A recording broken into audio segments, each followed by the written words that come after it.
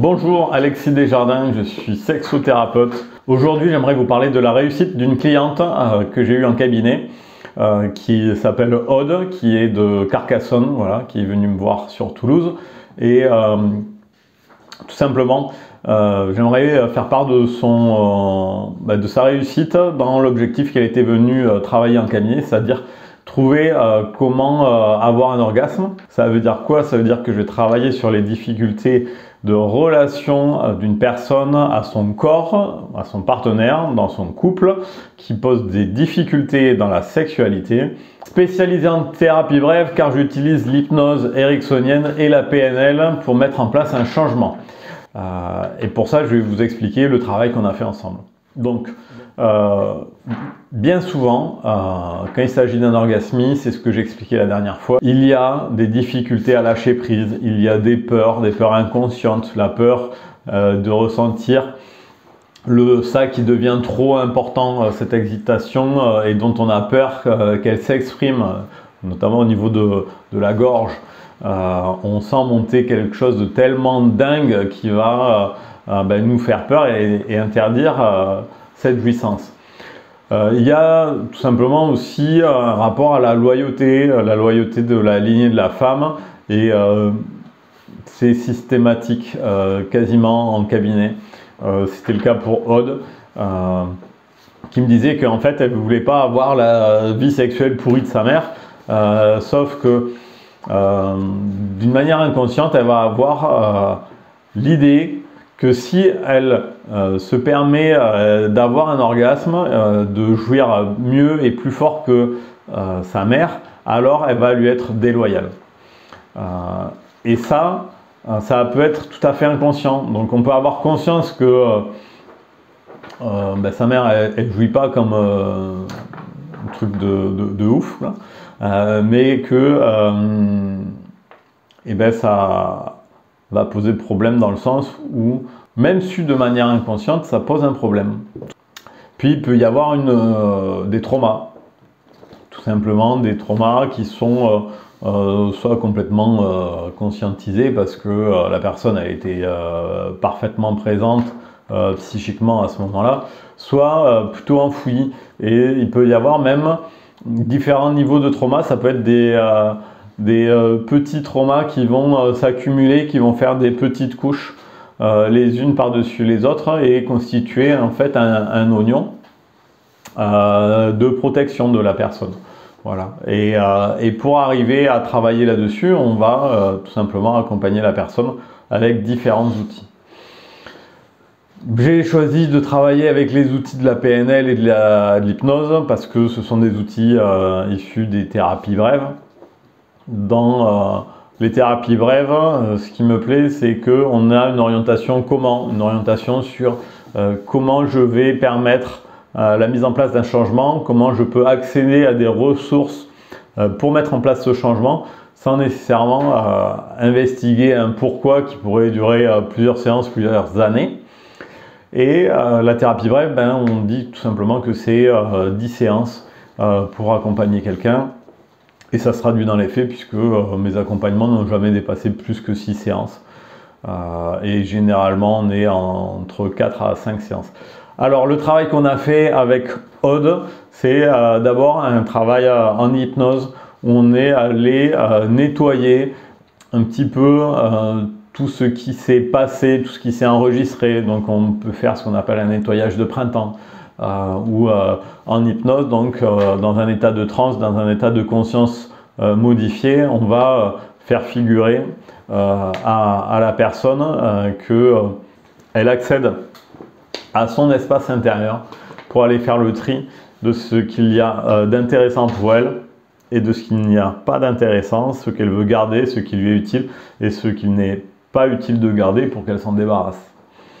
Ensuite, on va également travailler en PNL, par exemple, sur des outils pour faire péter les croyances. Faire péter la croyance tout simplement que si je jouis plus que ma mère, c'est comme si j'allais la tuer une deuxième fois, quoi. Si je jouis plus que ma mère, alors c'est comme si je lui mettais un coup de poignard dans le dos. même si la personne n'a pas une représentation précise de cette sexualité, elle peut se dire que, à tort ou à raison, elle va avoir un plaisir de tel ordre et qu'elle ne peut pas dépasser ce plaisir-là en termes d'intensité. Et si la mère, la grand-mère, toutes les femmes de la lignée de la famille ont des difficultés à rencontrer ce moment si fabuleux qu'est l'orgasme, et bien tout simplement on interdit à soi de manière inconsciente cette possibilité d'aller connaître l'orgasme. Et puis on va pouvoir sur également la partie trauma faire un travail, que ce soit en PNL ou en hypnose, sachant que la PNL, il y a déjà de la conscience modifiée bien souvent, et qu'on dit que c'est tout simplement la petite sœur de l'hypnose.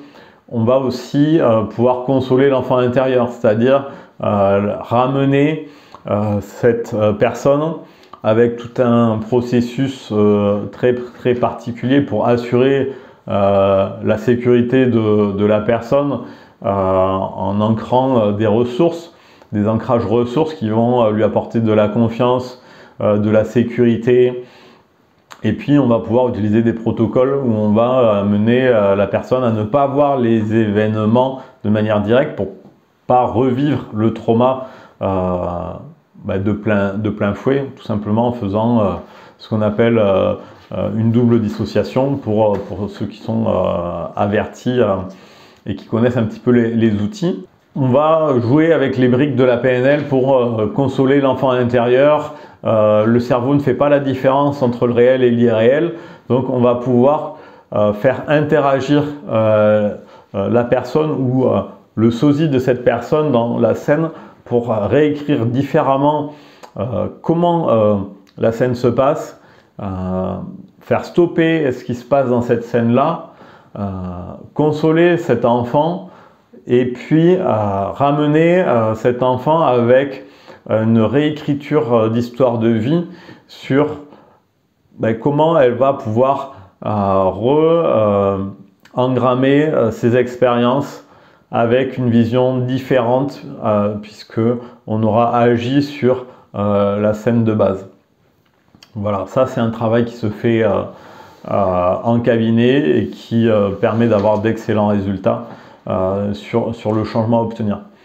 Et puis il y a toute la partie prescription de tâches aussi, où j'ai avec Aude prescrit des tâches, savoir que c'est la seule chose qu'on peut prescrire en cabinet puisqu'on n'est pas médecin, on n'est pas psychiatre.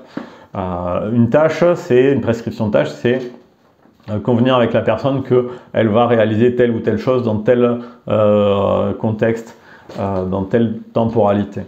Donc la prescription de tâches classique, c'est tout simplement aller à la rencontre de son corps avec de la masturbation pour aller se reconnecter à du plaisir, à de la sensorialité. Mais ça peut être également une prescription de tâches avec des caresses à deux avec son partenaire.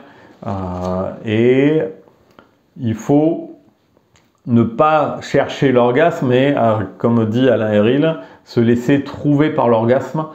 C'est beaucoup plus facile de le rencontrer, beaucoup plus performant, c'est beaucoup plus intense également. Voilà, l'accompagnement avec Aude, ça a duré 5 séances et au bout de la 5e séance, elle m'a fait un super retour en me disant ça y est, tout est débloqué, tout est beaucoup plus clair et c'est formidable, je suis une femme épanouie dans ma sexualité.